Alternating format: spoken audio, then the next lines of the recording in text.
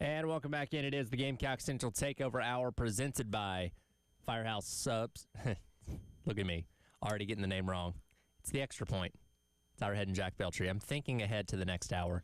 I'll give you a little bit of slack, though, because we're still relatively new into this whole me-you from 9 to 11 thing, so I get it. I host so many shows here, man. It's hard to keep up sometimes. Yeah. It is the Extra Point. He is Jack Beltry. I'm Tyler Head. I will remind you that there's one spot left at the Game Summer Golf Classic, sponsored by Krager Showrooms, formerly known as the Nest and the Vista, for this Friday at Charwood Golf Club. If you want to sign up, it's only $400 for a team. Give Charwood a call at 803-755-2000 and press the number 2 to sign up. We want to see you out there again for Friday's Summer Golf Classic, sponsored by Krager Showrooms. With the college football season right around the corner, the NFL obviously not far behind. We'll have Carolina kicking off on August 31st, and then September 4th. That following Thursday, you get the Eagles and the Cowboys opening up the 2025 NFL season with that Thursday night game. They'll unveil the banner, all that kind of stuff for the Eagles, and then we'll see. But by the way, do you think Micah Parsons' contract is going to be done before that game starts? Probably. Honestly, what we got like September. So it'll be 2 weeks from tomorrow. And aren't they playing the Eagles on that Thursday night? Yeah, that'll be opening game NBC. That'll kick things off. I don't think they're gonna. I don't think Jerry Jones is moving on this at all. I think he's gonna be pretty stubborn with this. And any other team, maybe they get a contract done, but I don't see it. First off, I don't see Micah Parsons playing Week 1 for the Cowboys, or just playing at all in general Week 1. But I also don't see a contract being done. But at some point, I do think Micah Parsons is probably going to end up, ending his holdout and eventually just caving to play.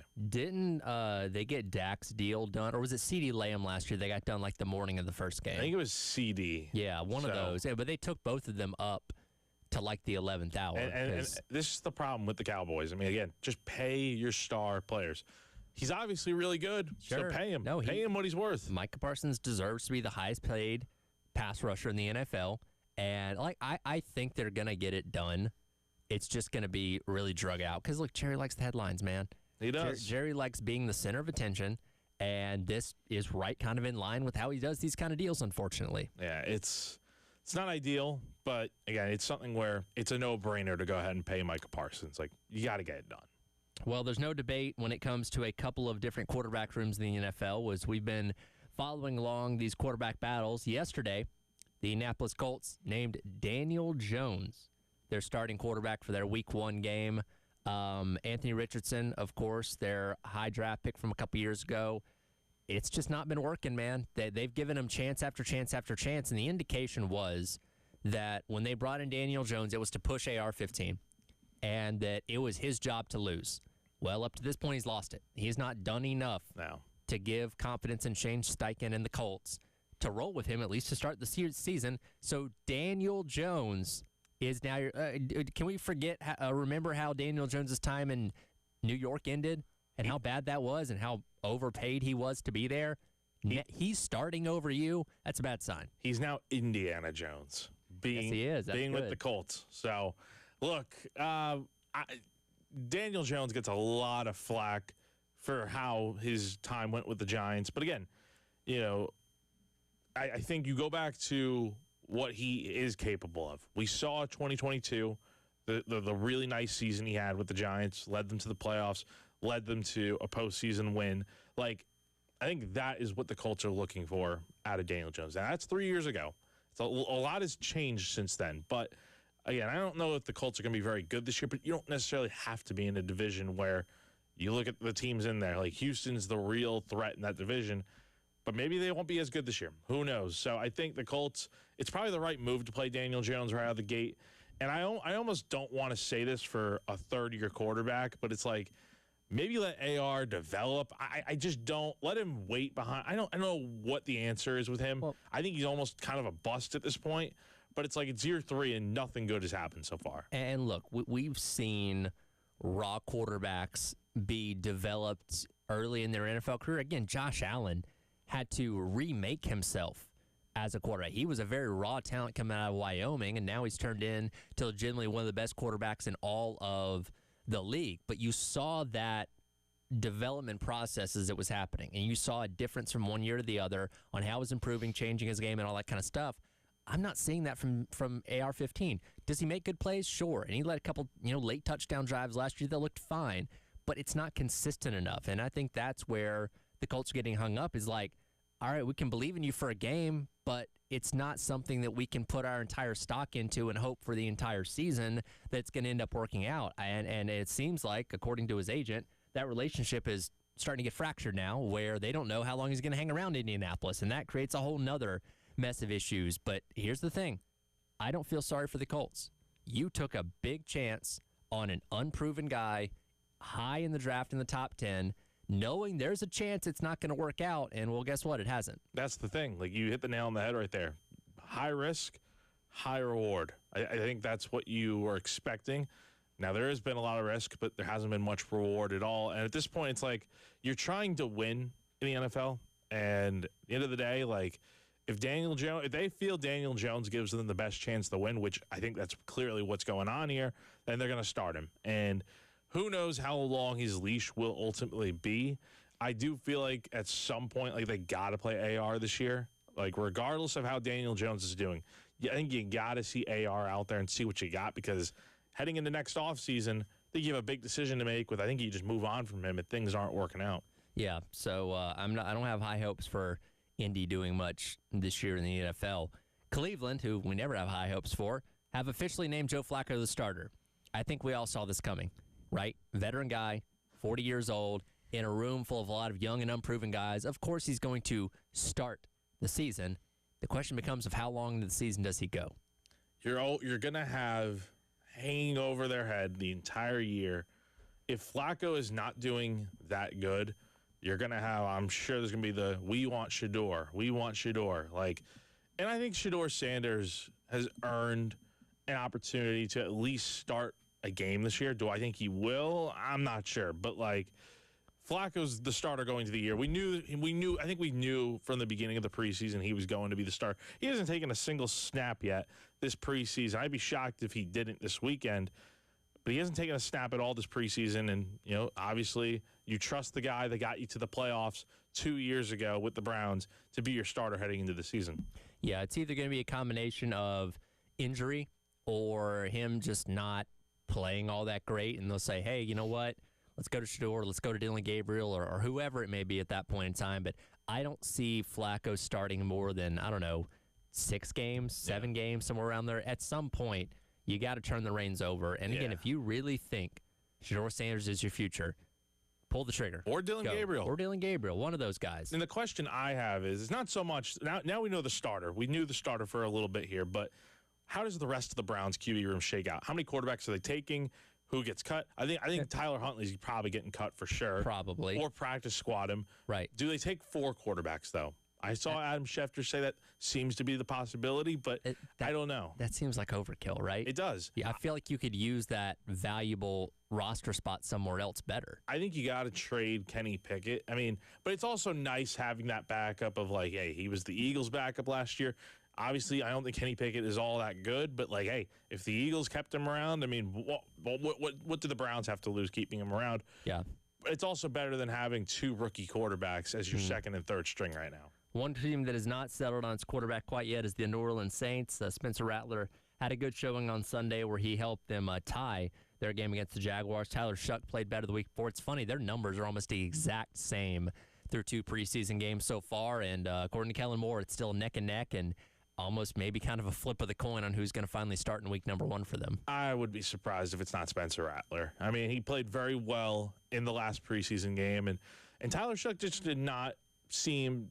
Again, I don't follow the Saints as much, obviously, but like I see the way Saints fans just react on Twitter and whatnot, and I think they know Spencer Rattler probably is going to win this job, and I feel like that's the best case scenario going into the year for them, for a team that, in all likelihood, we could see with the number 1 pick next year. Yeah, and I would go with Spencer just because he has actual starting experience in the NFL. And look, if he plays bad, then you can switch to Tyler Shuck. But the hopes are not very high for the Saints. And hey, Arch Manning did kind of change his tune and say maybe I am going to come out of for the draft this upcoming year. So maybe that reignites the excitement that they could get a second Manning at quarterback in the spring if the season goes the way we think it's going to for the Saints. And look, if anything for the Saints and if anything for Spencer Moore, honestly, like he could always have a great year, and maybe that helps him boost his trade stock somewhere. And that's my thing is, hang around, get your experience. So when your rookie deal's up or they trade you or whatever, you're hanging around the league, right? And I think he's a smart enough guy and a capable enough guy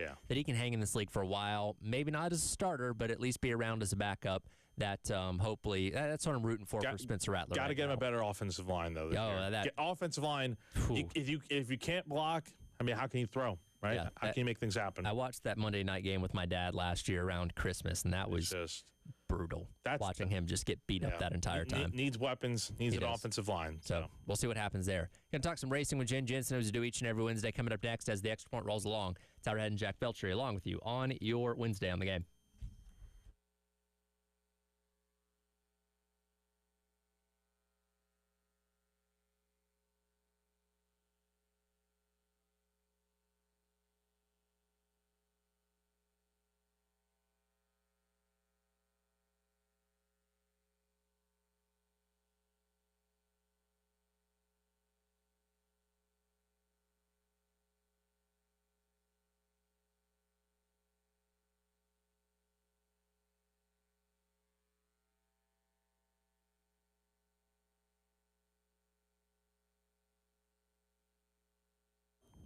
When it comes to HVAC replacements, AAA Heating and Air is the go-to name in the Midlands. With guaranteed financing, no payments or interest for 12 months, and a 15-year parts and labor warranty, it's no wonder they're the best in the business. And look, there's probably going to come a point where your air conditioning goes out, your heating's not working.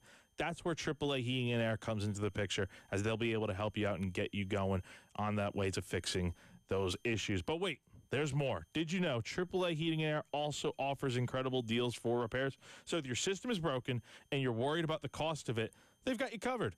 AAA offers up to 12-month payment plans with no credit check for all repairs. That's right. Homeowners just need a valid bank account and you're all set. So don't sweat it. Call AAA Heating and Air today to take advantage of these amazing deals. Your comfort is just a call away.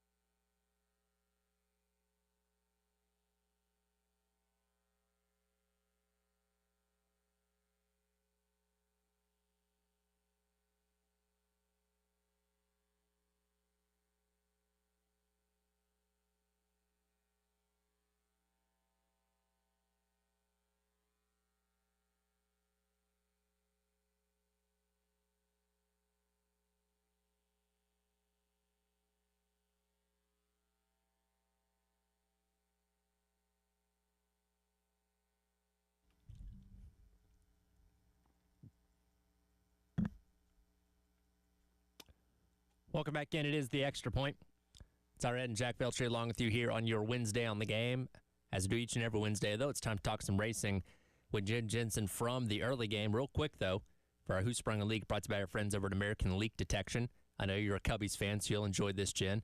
The White Sox did blow a 6-run lead last night to the Braves over at Truist Park. That's a beautiful thing. It's really easy to dump on the White Sox because they're routinely a terrible organization, but when you see that kind of things like that happen, it just makes it all that much worse, I guess. It does, and yet it warms my heart a little bit. Of course, they are so bad that I just almost can't even enjoy it. What can you do with that, right? It's not like they're close to something, so I almost feel bad for them at this point. So there's your Who Sprung a Leak, brought to you by our friends over at American Leak Detection. Who didn't spring a leak on Saturday night was Austin Dillon.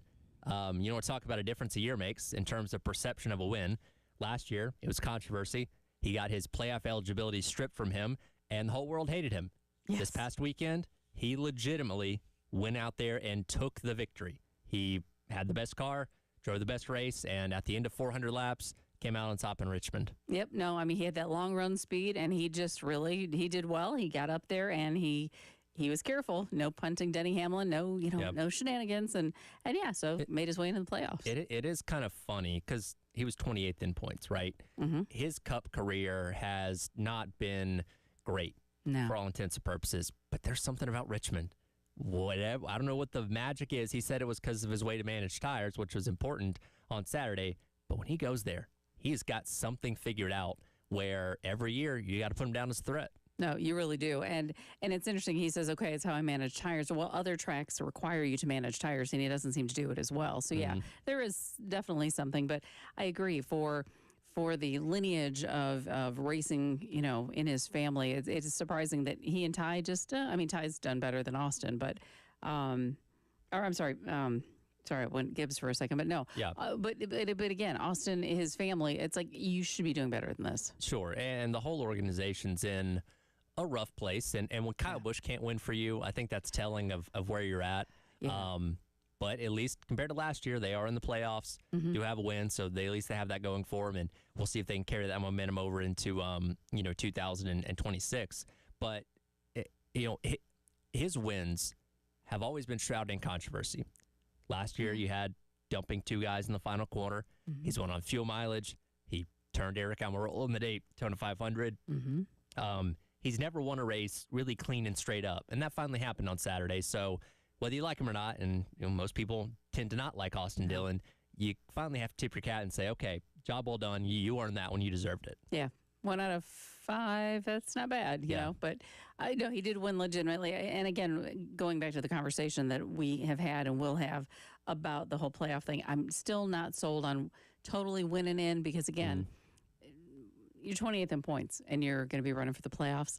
Sure. I just don't know that I'm a fan. Well, for now, it's the format that we have, and Austin Dillon will benefit from that. And that brings us to 14 different winners. That's insane. On the season. As now we head into Daytona for the final race of the regular season. William Byron's already locked up the regular season championship, by the way, so we'll get those 15 additional playoff points. But we're in a unique situation where nobody can point their way in. There is no conceivable way. You have both Tyler Reddick and Alex Bowman, who are the two guys above the cut line right now, more than 60 points above. So nobody below 16th can point their way in by virtue of stage points and finishes at Daytona. It's all about winning. There is one spot up for grabs. Via win, we'll get at least one guy in on points.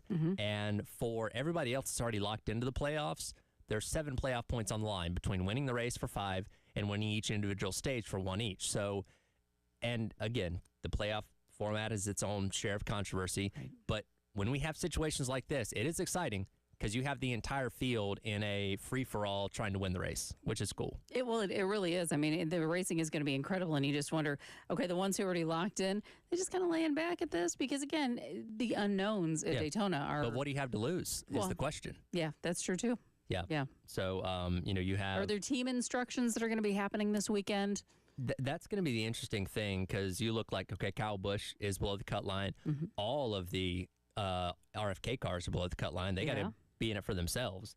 Ty Gibbs or his Joe Gibbs teammates can help him out there. What are the orders, if anything, to try and get an additional car in the playoffs? We'll be interested to see. And here's the thing, like, team orders work until you actually get out there. Right. And Especially at Daytona. Penske does a better job than everybody else of like, all right, we got 4 cars, we're going to lock in, we're going to lead everybody for a while.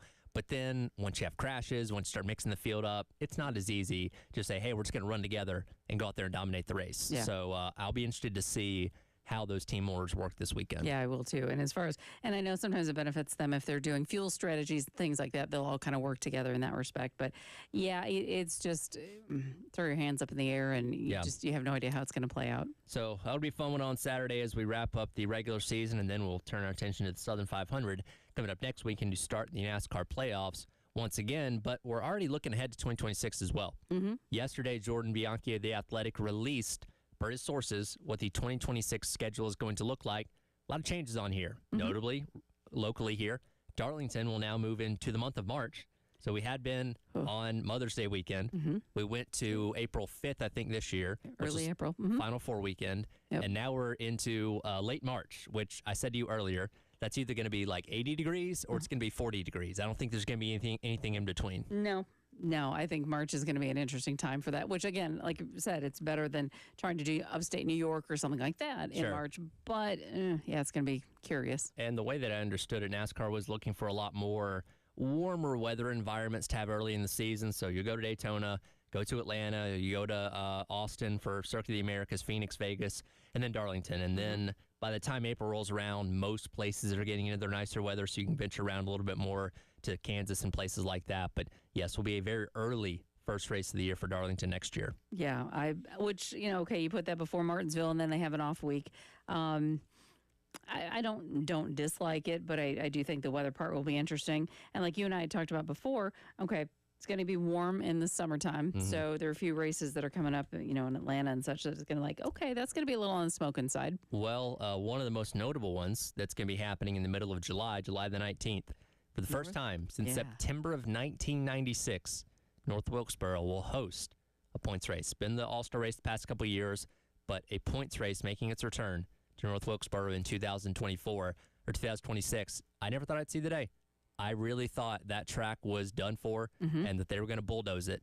But through COVID and everything that happened there, funny enough, we're now back to where this track is going to be hosting a points race next year. And I don't think I'd mind that Dover ended up becoming now the All-Star race and being, not being a points race. I love the aspect of North Wilkesboro, and fans showed up. Like, they supported that, and I think that made a huge difference. I'm thrilled. Yeah. I think it's going to be phenomenal. I will try and get up to that race if I can. If at all possible, I'll try my best to make sure I'm there for that one, as it'll be historic. I was quite literally a few months old when they ended their first run in North Wilkesboro back in 1996. And again, I never thought I'd see it come back, but here we are. I know. I think it's such great racing, and get it really in the middle part of the season. I think it's a phenomenal thing, and I'm curious if they're going to try doing the mid-season contest that they did before, right? Because I would think that would fall in line with that, so that'd make it even more exciting. That $1 million challenge. Yeah. So if things work out the same way as last year, that would be the penultimate race, because that'll be a week before the Brickyard 400 as part of TNT's coverage. So it seems like they would be involved with that. And hey, that was a pretty fun All-Star race this year. Tires mattered. I think we could actually see a pretty decent short track race there. Yeah, I totally agree. I think NASCAR hit it right in that respect. Yeah, it does seem like, because Dover's getting the All-Star race, they're probably on the way out sooner rather than later. They've already lost one date. Now they're losing a points race. Yeah. Kind of feels like that axe is coming, probably at the expense of North Wilkesboro. I would think so. But you know what? You got to go where the fans want you to be, where the racing is the best, That's TV true. opportunities. So I'm okay with it. So that's the insight into NASCAR's 2026 schedule. We don't have any announcements on the format changes for next year playoff-wise, but I have a feeling that's coming. I would think so. When it does, we'll react to that depending on what happens, because change on the horizon for sure. Oh, and it has to be. So it's time. So it's going to be fun. Yeah, looking forward to it. And this time next week, we'll be setting the playoff field and talking about Darlington. I love it. Looking forward to it. Thanks always, Jen. Thank you. We'll come back. We'll wrap up the hour. Mike Shula has a weird motivating tactic for his quarterbacks. We'll dive into that next. It's the Extra Point. Tyler Head and Jack Beltry on your Wednesday on the Game.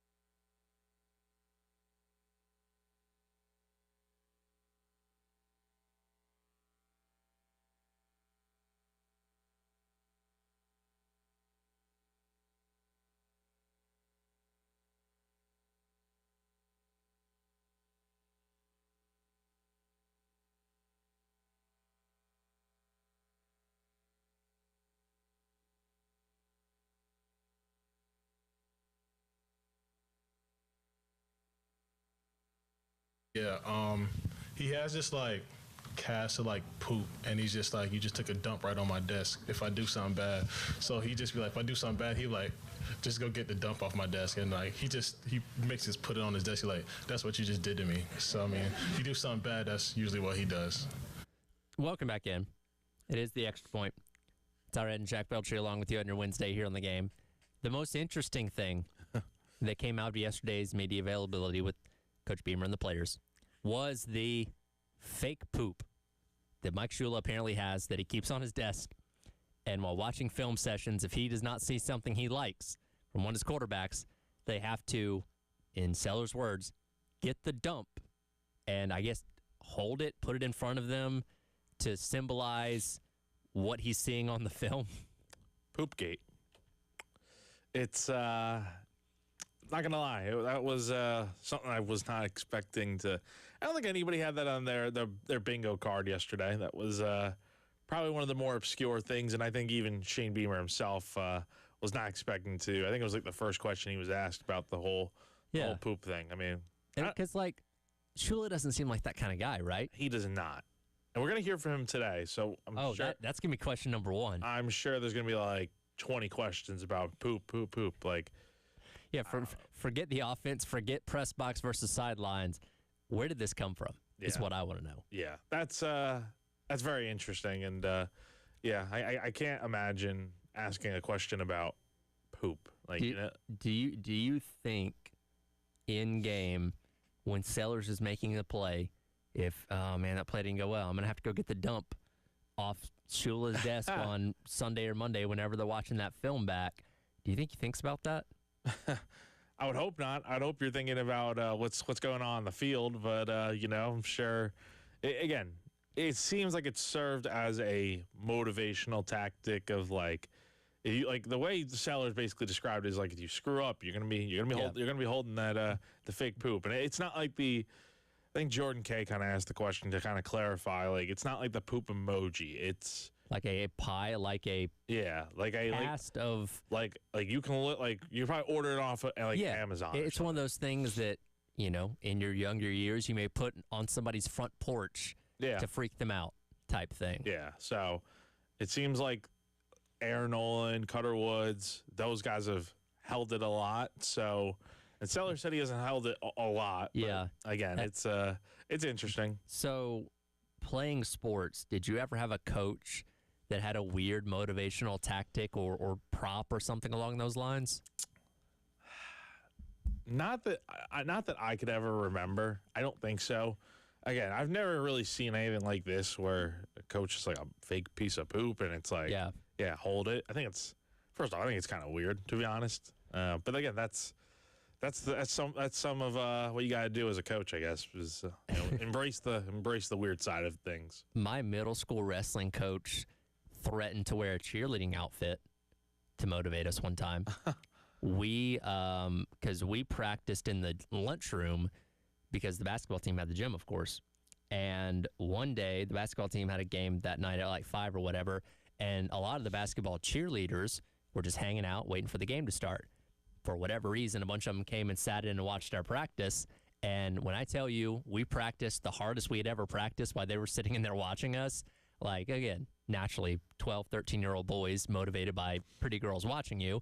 And they left, went to the basketball game, and our coach at the end of practice was like, dang, if I knew that was all it was going to take, I'd wear a cheerleading outfit in here myself. And we're like, Coach, he was an older, bigger guy. We're like, probably not going to work the same way. So thankfully he didn't do that. No. But I don't know if the poop cast or fake poop thing would have motivated me either. I just don't. I don't know how it motivates these guys. Maybe it's like a shame thing, right? Probably. Like for dogs, you got to wear the collar of shame. Yeah, the cone of shame. Cone of shame. But like, I don't know. I mean, it seems pretty weird, to be honest. I mean, we didn't see what this thing looks like, but again, as Seller said, so it's a piece of poop. I'm counting on your Big J journalism degree today to get to the bottom of where this came from. Oh my how God. It came about, how long Shula's had it, who gave it to him, where did he buy it? Like I need to know more intimate details of why he has fake poop on his desk and why he decided to tie that in to film watching. Oh, believe me, by the time it gets to my question, I'm sure there will already be a few about it. I'm looking. I want to say, all right, let's set the over-under on how many times the word poop is said today. Okay. 25. How long do we think he's speaking for? What, they get like 10, 15 minutes usually? Yeah, D'Lo used to speak about almost 15 to 20. So I'm going to say Shula probably about 10 to 15. Yeah, I'm going to... And let's count media members bringing up the word poop. So what was the line again? I'm going to say 25. That's really high. I think it's kind of low, to be honest. I might go... I would say I'm gonna go under. I'm going over, It's gonna be over 10, I feel like. Media members will account for most of it. Yeah. And Shula will probably bring it up maybe like 5 or 6 times. We'll see. I'm looking forward to hearing that, and we'll bring this back up tomorrow. Don't worry. We'll reassess tomorrow. That'll do it for the Extra Point. Coming up next, Gamecock Central Takeover Hour, presented by Firehouse Subs, here on your Wednesday on the Game.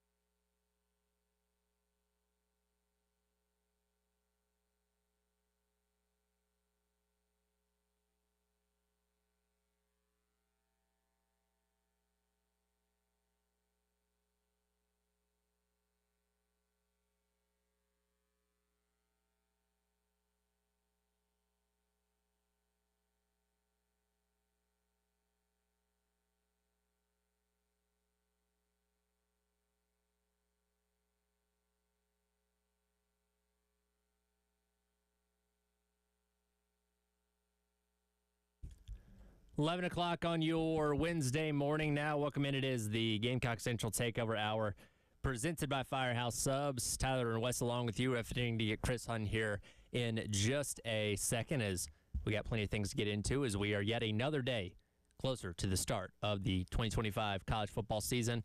Only 11 more days, guys. 11 more days. You kicked Chris out?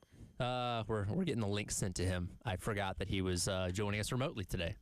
We'll get him here in just a second. You do have a lot going on, man. I do have a lot. I do appreciate. I know it's on just a rotation, but I kind of like that song as our first opener of the show because it just makes me think of college football playoff and whatever that song originally came from.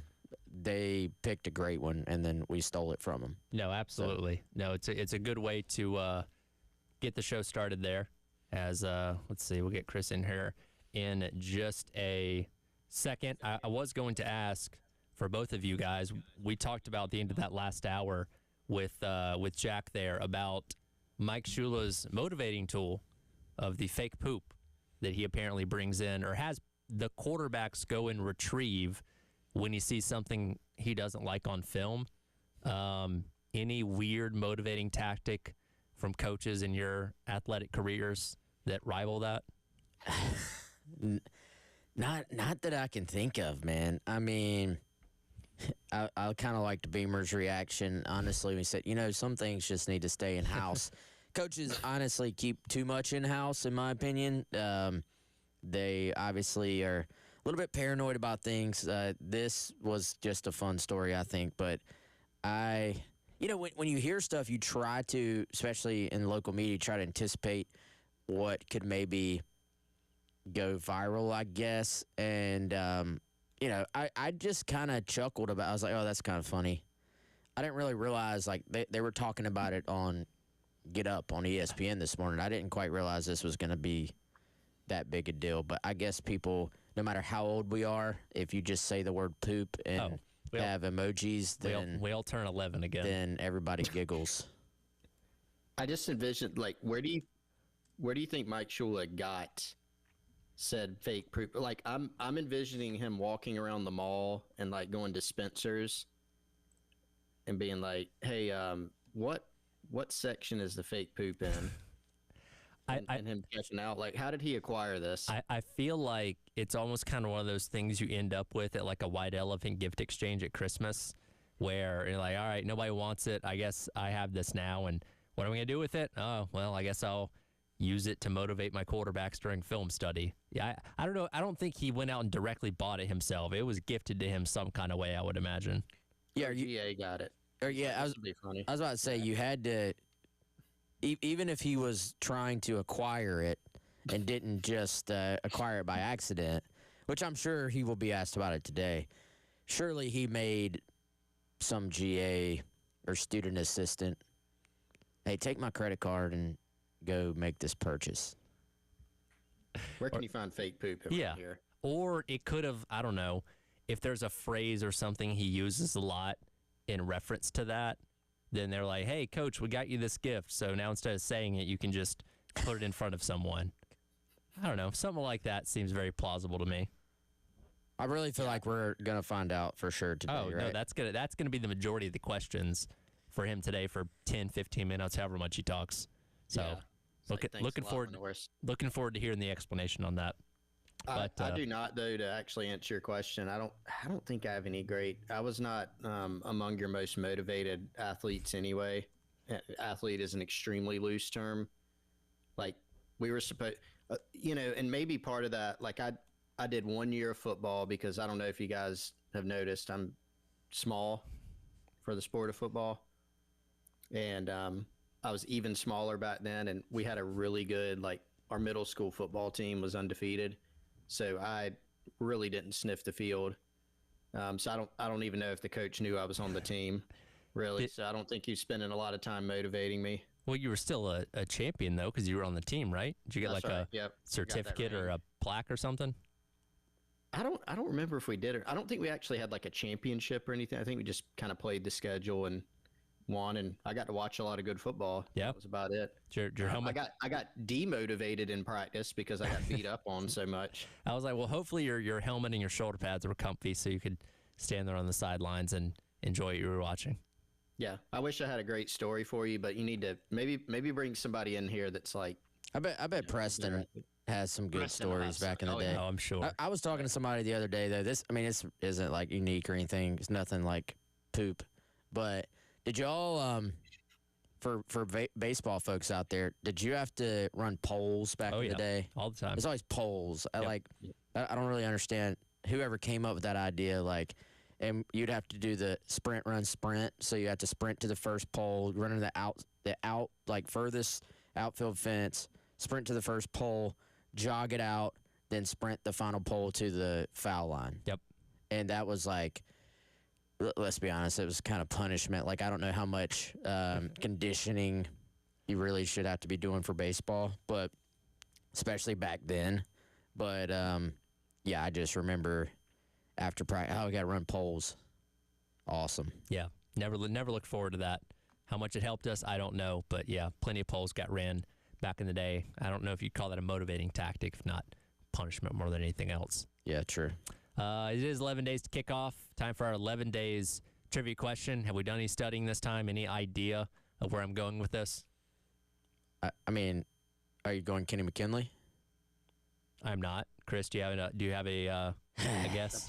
I'm thinking you're probably going. I thought you might go McKinley, and I thought you might go Pharaoh Cooper. We are going with Pharaoh Cooper, indeed. My God. Okay. Wes did a lot of studying for Kenny McKinley. You can tell. I can tell. All right. In 2014, Pharaoh Cooper had a 2-game stretch where he combined for 18 receptions, 360 yards, and 5 total touchdowns. Who were the 2 opponents he did that against?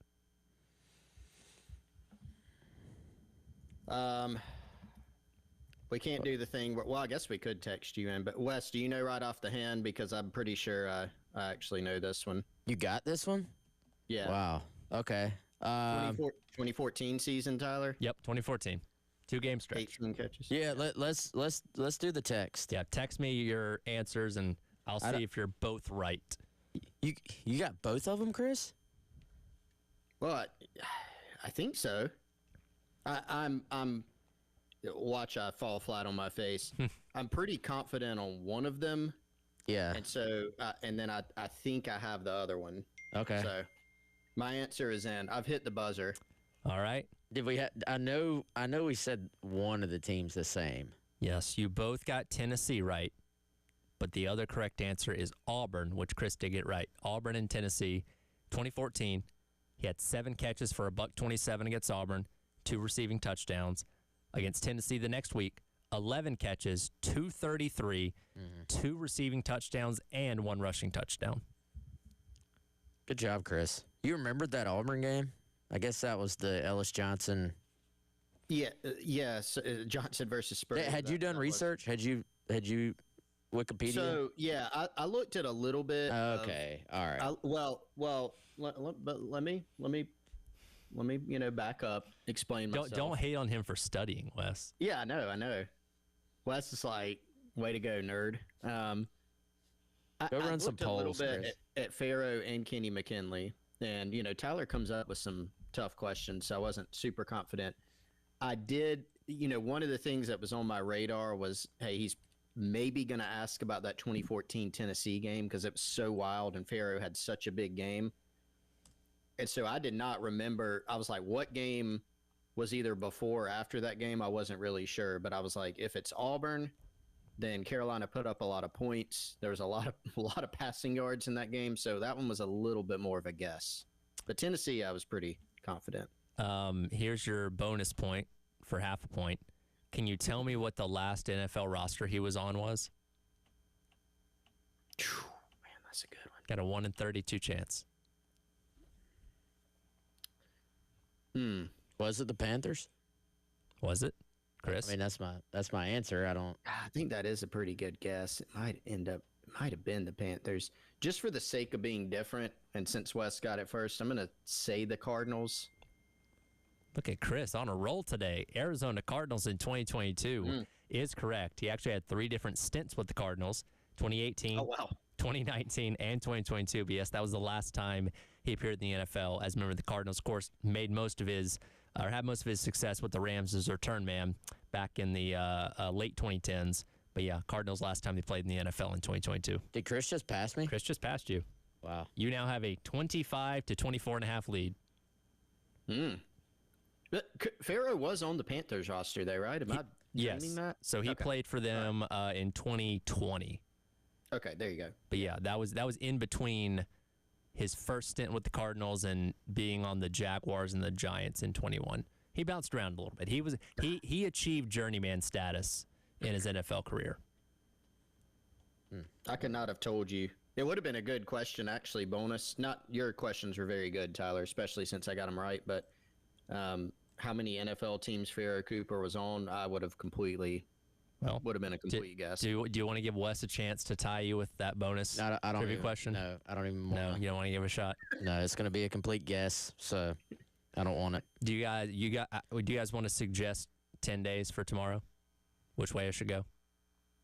Do you have thoughts on, like, do you have a few that you... I haven't looked into it yet, so you can give me whatever you feel like. I mean, I think Sky Moore is a good one. Okay. You know? I mean, that makes a lot of sense to me. Okay, yeah. If I tell you it's Sky Moore, are you actually going to study? Probably. Wes, I'm asking you the question. Probably not. I love the honesty.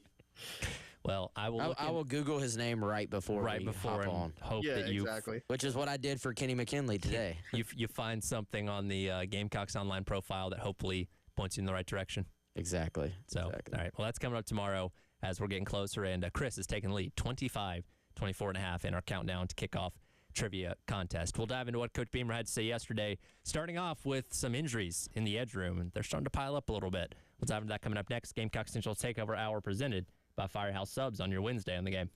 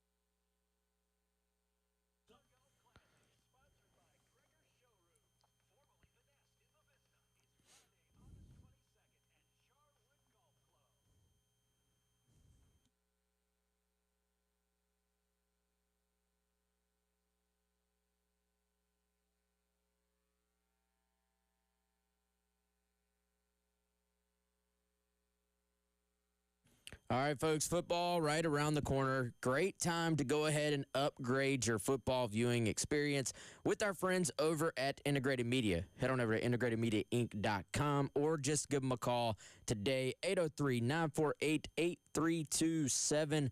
They offer smart home services, home theater services, essentially anything with the audio and video at your house they can help you with, TV installations, security and cameras, and, of course, they're going to make it all work right there off of a touchscreen if you want and just integrate it completely. That could be as simple as, hanging the TV, hiding the wires, maybe adding some surround sound to your living room setup, or going all in on kind of that home theater or that man cave system where you just have it all basically in a standalone system, giving you great visuals, great audio as you watch those games or movies throughout the year. IntegratedMediaInc.com, and again, that phone number, 803-948-8327.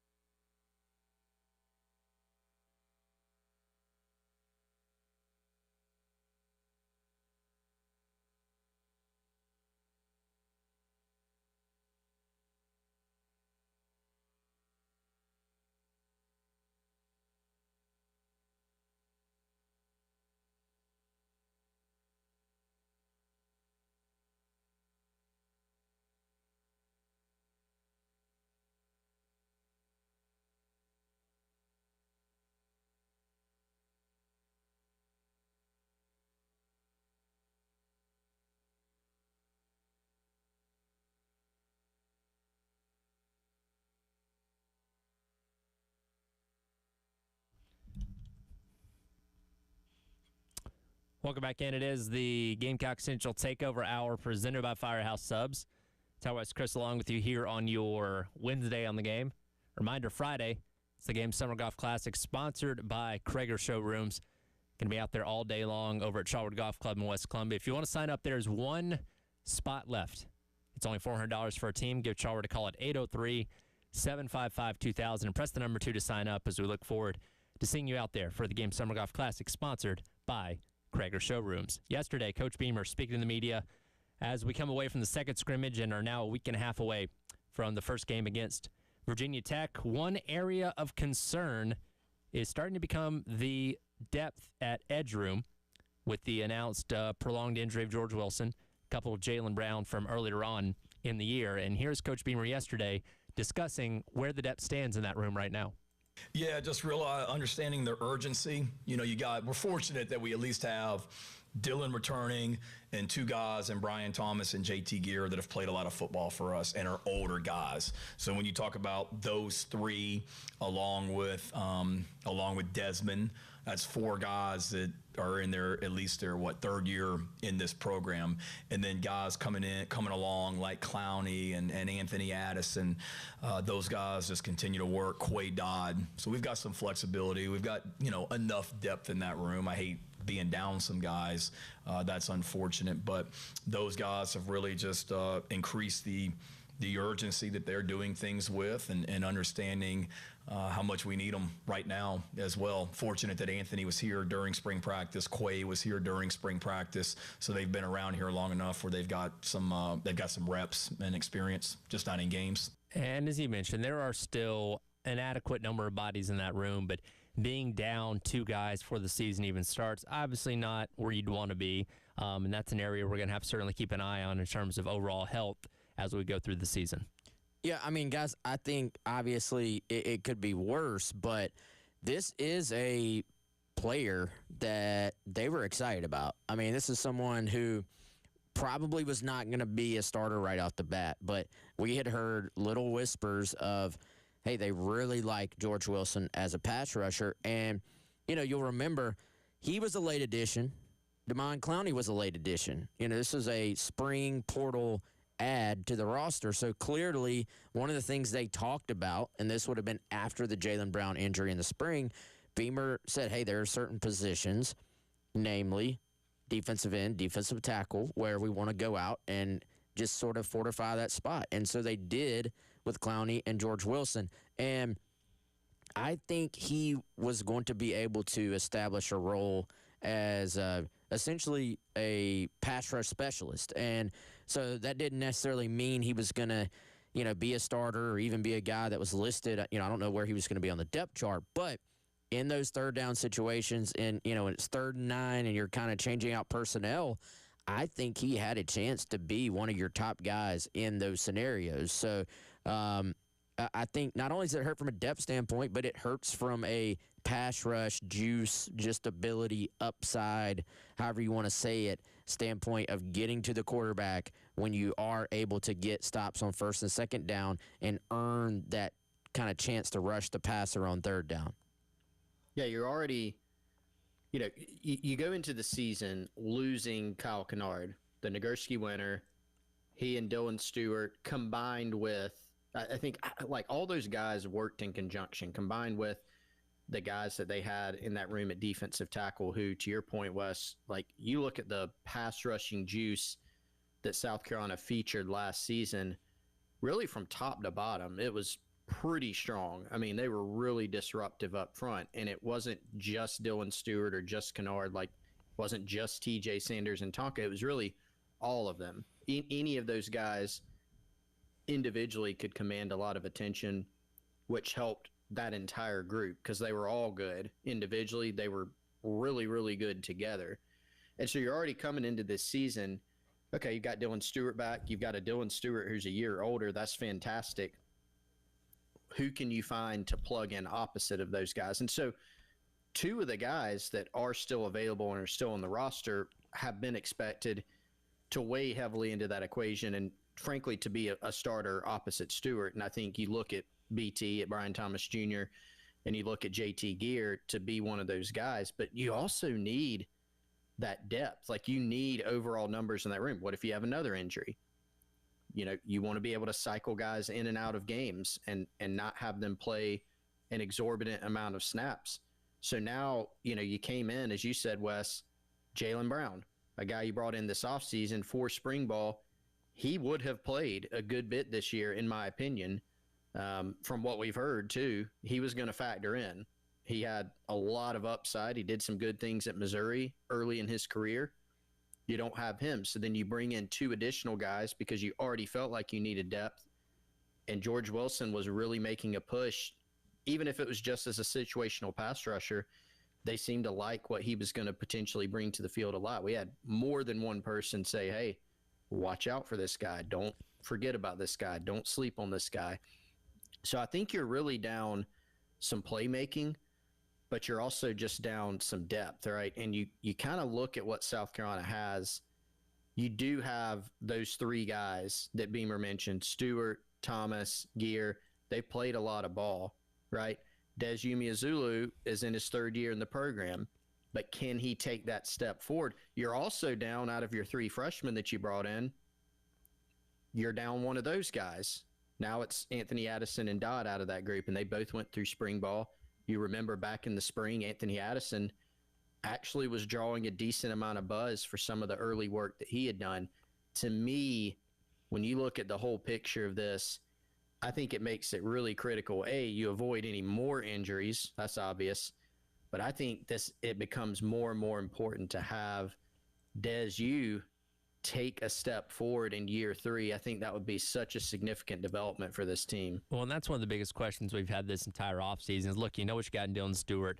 Production's proven, great year as a freshman, all that kind of stuff. It's who can fill that role and maybe have a Kennard-esque type of season. I'm not saying the opposite guy on the other side of the line is going to win the Gursky Award, but Kennard benefited a lot from having this freakish true freshman coming off one side, and, hey, you had to pick to double him or put most of your resources into preventing him from getting your quarterback. That allowed Kyle Kennard to go out there and have a lot of success. And again, I'm not saying Brian Thomas Jr. is going to have that same kind of success, but you're opening yourself up when you're that guy on the other side to having a big impact on the game because Stewart commands so much attention. And whether it is just one guy or a combination of a couple guys, you need that pass rush coming off both sides. So they do have to choose, saying, okay, well, we are defending Stewart, but now this guy's coming off the other side. Let's defend him a little bit more, and that allows Stewart to run free. So you just want to have that consistent threat on the other side of either one guy or rotation of guys that we're going to have to see who really steps up and takes those reins coming up here in a couple weeks. Yeah, and I think, guys, that JT Gear is someone who, I think Brian Thomas Jr. probably is your starter on the opposite side of Dylan Stewart, but I think Gear is someone who came in as a transfer. He had a big year at Syracuse. There was some excitement about him. He has dealt with injuries. I think you need for him to kind of take that kind of what I would call that senior step up. You see that a lot of times with veteran guys. They maybe just finally put it all together. I think you're going to need that. The good news is you do have some options there. The bad news is, yes, there are some questions too. And, I'll be curious to see, do they get a little bit creative with that? This is not anything I've heard, but I wonder, do you mess around with using Jaron Willis in some third down pass rush packages off the edge? That's something we saw very briefly in the spring game. And he's got some juice. He's someone who's always been an instinctual pass rusher, kind of will remind you of Bam Martin-Scott in that way. And, I think that could be a creative option. I don't think he's going to be playing like defensive end on first down or in goal line packages or anything like that. But if you are in those 3rd and 10 pass rush scenarios, he's someone who can maybe, I guess, just be an edge rusher designated type guy. Yeah, it's a good thought. And I'm wondering the same thing, actually. And when you look back at last year, if you're looking for maybe a comparison point, now, of course, you had Kennard. He was so good. He was going to play a lot, right? Carolina really played 5 guys mostly at that position last year. More accurately, they really played 3. Stewart, Kennard took the most snaps on the team. Stewart was right behind him as far as the edge position. Brian Thomas Jr. took over 300 snaps. So he was kind of your primary backup. and then two other guys, Gilbert Edmond being one, Des Yu being another, took over 100 snaps. So it was really those five. So if you're kind of trying to think about what this thing looks like, obviously Stewart's one. You think that Gear and Brian Thomas Jr. are going to be, one's going to start, one's going to be your primary. So it's really about who is your maybe 4 and 5, or who pushes up to that number 3 spot.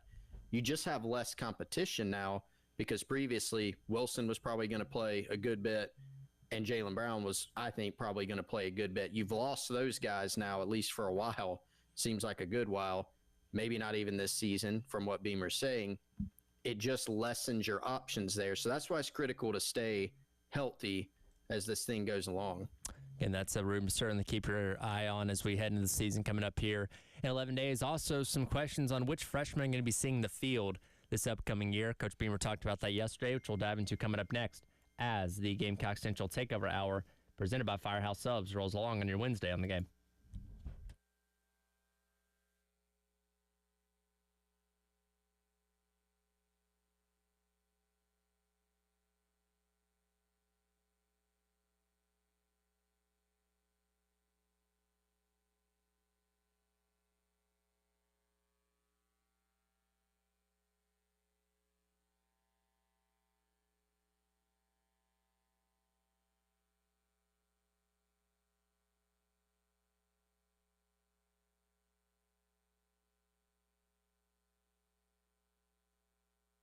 Our friends over at Game Day Men's Health can help you as a man reclaim your vitality by optimizing hormone levels. They specialize in TRT, or testosterone replacement therapy, which will help boost your energy and strength. And they're a lot different than other clinics that do similar things. They have in-house labs that can deliver your results in just 15 minutes. They're conveniently located in Northeast Columbia near I-77 and Two Notch Road. Comfortable man cave style clinics with TVs and refreshments while you wait. Also great, they don't use any long-term contracts. Flexible plans tailored to your needs. TRT tests available to check your levels with absolutely no obligation, and then ongoing monitoring, committed to your success with expert guidance. You can get started by going to gamedaymenshealth.com/North-Columbia. Again, located just off I-77, or give them a call, 803-265-3161.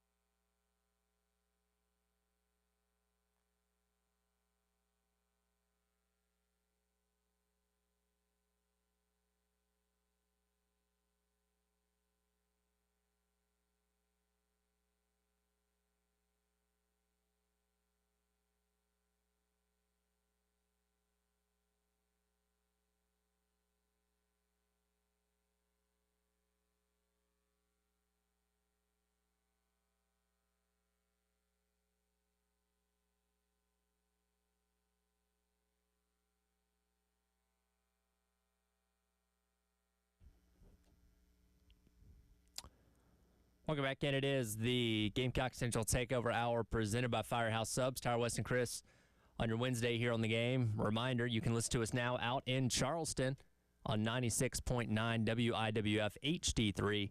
If you tune to 96.9 on your FM radio and just hit the HD button, you select HD3. That's how you can listen to us out there. Continuing on with what Coach Beamer had to say yesterday when talking to the media, as we're a week and a half away from game number 1. There's a lot of freshmen that we've talked about this offseason that could potentially find their way onto the field in a variety of ways, but one way in particular we always know is through special teams. And I don't think we're going to hear from Joe DeCamillis today. I think it's Mike Shula and just Clayton White only. But we expect to see a lot of freshmen factor in with kick return, punt return, and all those kind of things. And Coach Beamer noted on that, and freshmen that in general were just standing out to him yesterday when talking about what he's seen in camp so far. True. Yeah, I mean, it may be a little early from y'all's standpoint, not for us. I mean, we talk about that all the time, just especially for Joe DeCamillis in regards to special teams, and we meet, regularly, but every Sunday after a scrimmage, we sit in there and we talk about, okay, here's where we see this guy on defense right now. Where do we see him on special teams? Is he going to play on special teams? Is he a guy you got to have? So we're having those conversations just from a rep standpoint so we can have a general idea of who we need to be repping where.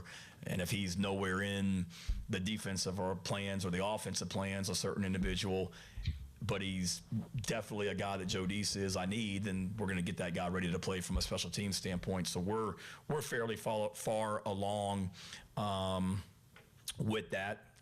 Not necessarily going through each position necessarily, but I think you could look around at every position: tight end, receiver, defensive end, linebacker, defensive back, and say that there's going to be a true freshman at those positions playing against Virginia Tech, whether it be on special teams or on offense, defense. So I look at a guy last year like David Busey that came in as a true freshman and obviously was in a defensive back room where getting on the field was not going to be easy, but came in and made an impact on special teams as the season went along. And that's an avenue for a lot of these guys to get experience where, yes, they eventually want to be playing in those individual positions as starters on offense or defense, but you come in, you can get your experience on special teams and make an impact that way that can help springboard you into some more of those opportunities on your respective, side of the football as time goes along. So when you look at this year's crop of freshmen, who stands out to y'all as guys that could come in and make that kind of impact on special teams?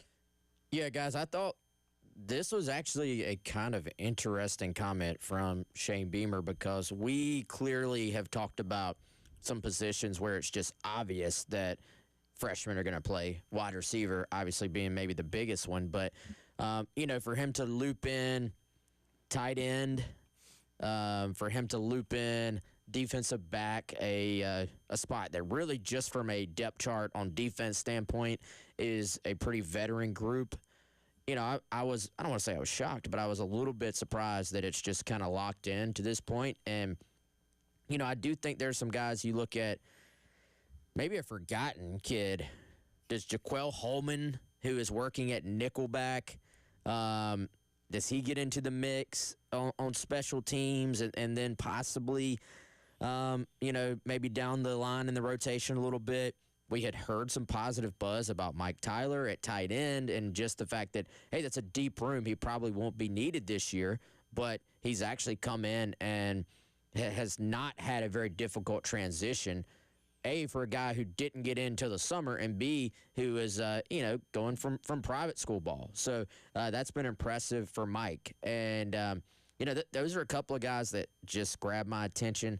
I don't know, Chris, maybe there are some others. Obviously, the edge room, defensive end room, that one you maybe are turning to look at a freshman or two just because of everything we were talking about in the prior segment. Yeah, and I think that comment did stand out to me at every position or almost every position. There were some, to me, Wes, that were pretty obvious, like when you think about receiver, for instance. It doesn't seem right now like a receiver is in the clubhouse, leading the clubhouse to be, say, the punt or kick returner. But could they factor in as a gunner or doing something else? I mean, man, if you're looking for athleticism on special teams, that's a position you probably start at, right? That is the book on this 6-man freshman receiver class. And a lot of them, or a few of them, have a really good chance to factor in a pretty significant way as a position player. But could those same guys, or even some different ones who may not factor in as much as an actual receiver, factor in on special teams? You could certainly see that. But linebacker's another one, right? Carolina bringing in 4 freshman linebackers. We haven't heard as much about them in terms of, hey, these guys are going to play big roles this year. But when you look at the depth chart, you see, okay, J.R. Johnson, 2 transfers in Sean Murphy and J.O. You've got Jaron Willis, who you mentioned earlier, Wes. You've got Colin Bryant, who's a senior and has been a significant special teams player for South Carolina since he came here from Alabama as a walk-on originally. But I look at those 4 freshman linebackers and think, okay, these are the types of guys that can get on the field. But definitely caught my attention because, Holman in the DB room, that's one, right? But you've got Kendall Daniels, Hatfield, who enrolled this summer, DeMarcus Leach, who working at corner and did some good things in spring ball. Could those guys be factors on special teams as well? Yeah, you look at like defensive tackle, you've got just 2 freshmen. Caleb Williams has been limited at D tackle. Maybe not quite as good of a fit for some of the things you're going to be looking for on special teams there. But it does look like we know the staff guys is not afraid to play guys early. Special teams is a great gateway to do that. So it looks like we're going to have some decent numbers as true freshmen that are going to factor in once again there. Well, and I think about it, Debo was talking to us the other day when he transferred in and made most of his hay on special teams before finally getting on the field as a regular linebacker in the rotation because of how busy that room was. And from guys, in his case, obviously going from FCS to the SEC, there's a transition and really just getting used to the speed of the game. The athletes you're going to be on the field with, to where most of these guys that came in as freshmen are used to being the best guy on the field more often than not. It's not the case anymore. You're going to have to adapt to this style of play and the level of skill you're going up against, and being on special teams, punt return, kick return, whatever it may be, is a great way to do that before you eventually hopefully find your way into the field in your respective actual position spot. I think the redshirt rules these days, too, actually gives you some freedom as well, where, let's say the linebackers, you've got a bunch of freshmen there. Maybe a guy or two stands out like Busey last year to where you just say, hey, we need that guy on special teams, and we're just going to burn the red shirt. But you do have a little bit of flexibility. We've seen teams, including South Carolina, do this before, where it's maybe kind of a rotation of guys, and it's, hey, you're going to go play on special teams for 4 games, and we're going to hopefully maybe get you some snaps if the opportunities present themselves on defense. But at the end of the day, you can kind of stagger who is filling that role and then keep red shirts on all those guys potentially. I don't know if teams necessarily value that red shirt year quite as much as they once did in today's college football, but it does give you a little bit of flexibility to do some of those things. We'll come back. We'll wrap up the hour. We'll hit the Auburn thing again. We've already talked about it earlier on this morning, but more national championships out on the plains that have come out of thin air overnight. We'll dive into that coming up next. Gamecock Central Takeover Hour presented by Firehouse Subs on your Wednesday on the Game.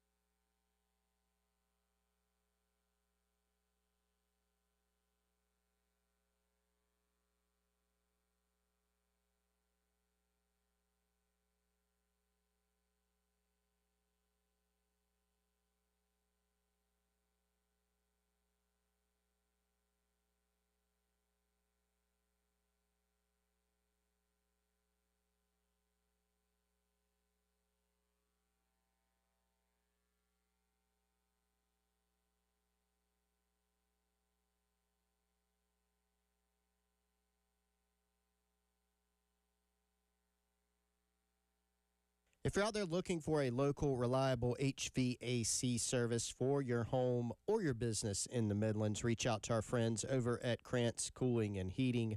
KrantzCooling.com, Krantz, cooling with a K, KrantzCooling.com, or give Justin Krantz, the general manager over there, and his team a call, 803-755-0793. I've had Krantz Cooling out to my home several times. They did a mini split for me in the garage. They've checked out all the other units at my house to make sure they're running in tip-top shape. Love my experience so much that when my mom moved to Irmo, I got them to go out to her home, too. They put in 2 mini splits for her. They handle all her HVAC needs as well. They could do the same for you. KrantzCooling.com or 803-755-0793. Since 1983, Krantz Cooling, their team, has been providing great service to business owners and families in the Midlands. They can do the same for you.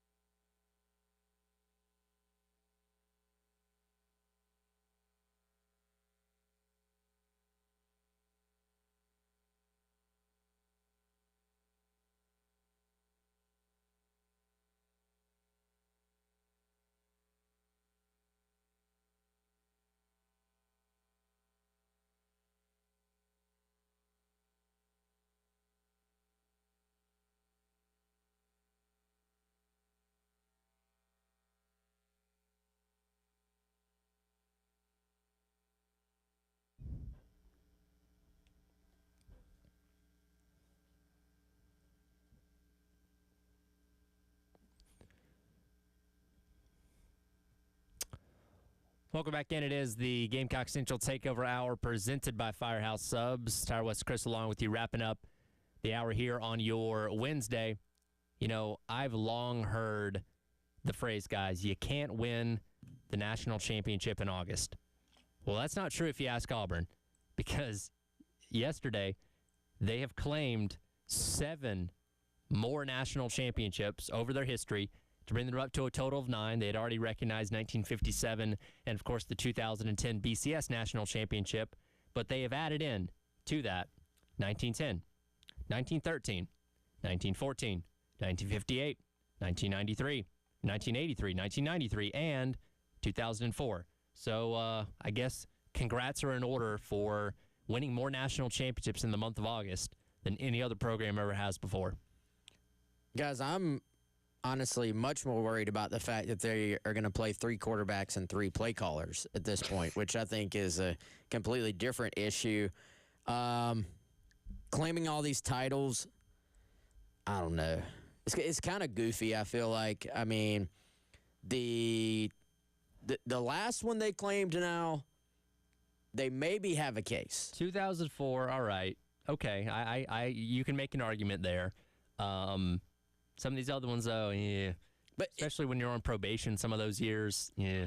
Yeah, and guys, here's the thing. In the modern era, like it or hate it, and fair or not, we did have we had a way we kind of almost all agreed to crown a champion. Like I know college football over the years, it was just it wasn't so specific, and it was literally like the final poll or whatever, and it just was different. But I don't know. Like to me, the 2004 one, they have a case, but is anybody else other than them going to actually, like, I guess, accept that?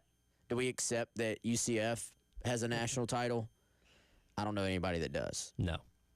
Yeah, it's like if you do a trivia question, which team won the 2004 national championship? Like if you say Auburn, that's not going to be correct. Well, by the way, technically there's not a 2004 national champion because they stripped Southern Cows. So I guess they're trying to capitalize on that too. That must be it. I mean, but they also took the Heisman away from Reggie Bush, which was They did give it back. they gave it back, but they took it away.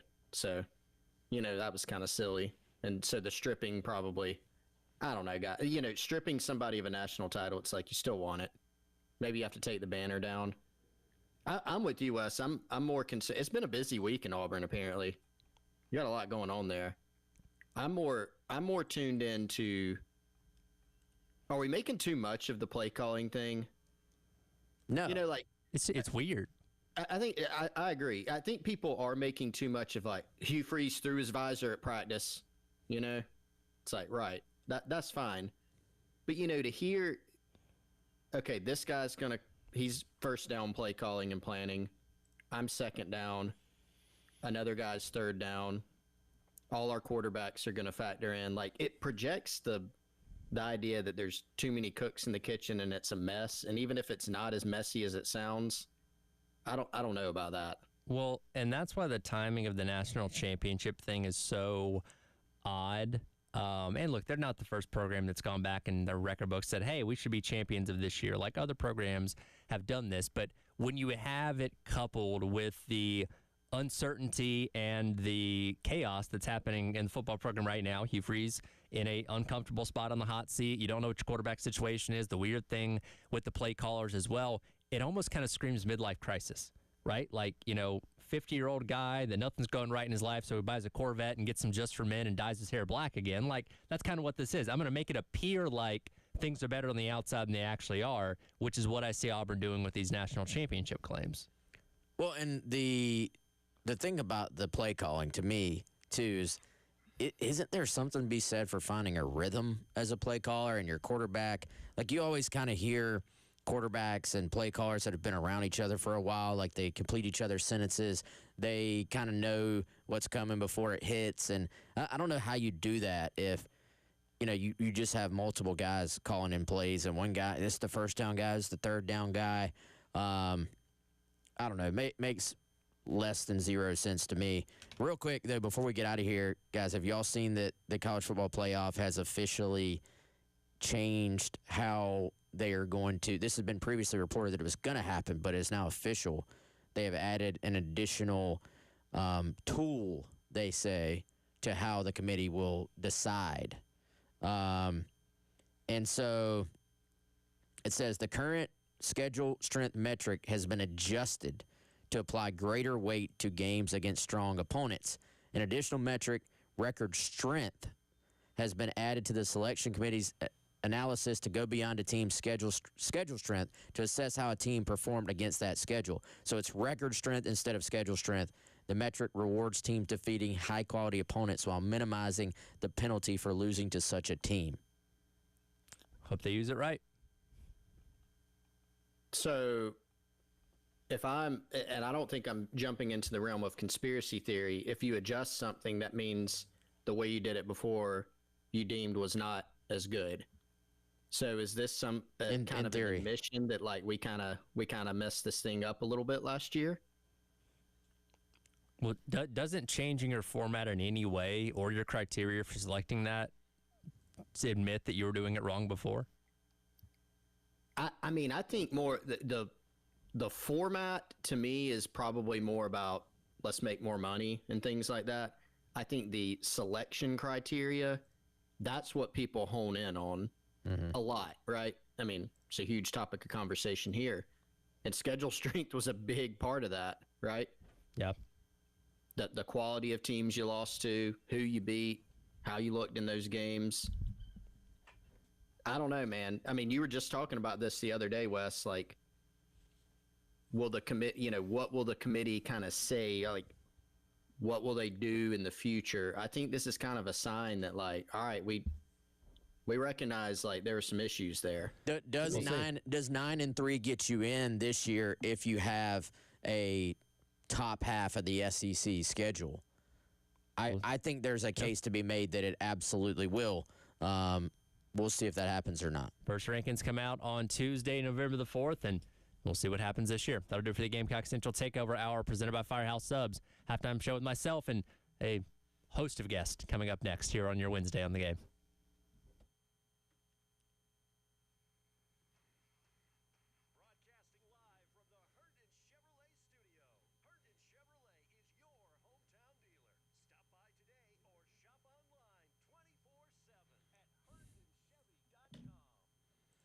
All right, guys, before we get out of here, let me tell you about our friends over at Firehouse Subs, firehousesubs.com and the Firehouse Subs app. Hit that rapid rescue to go. It is lunchtime.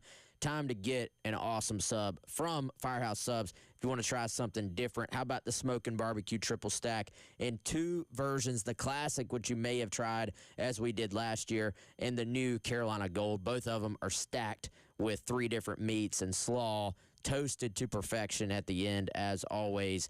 And I know you got your favorites. Tyler's got the turkey bacon ranch. I don't remember what Chris's is right now. I think it changes. Mine, top of the line, number 1, still brisket, add bacon. It has been the leader for a year now for me. So check that one out if you have not yet, or just go ahead and go with your rock solid favorites. FirehouseSubs.com, Firehouse Subs app. Hit that rapid rescue to go get points. Trade them in later on for free food.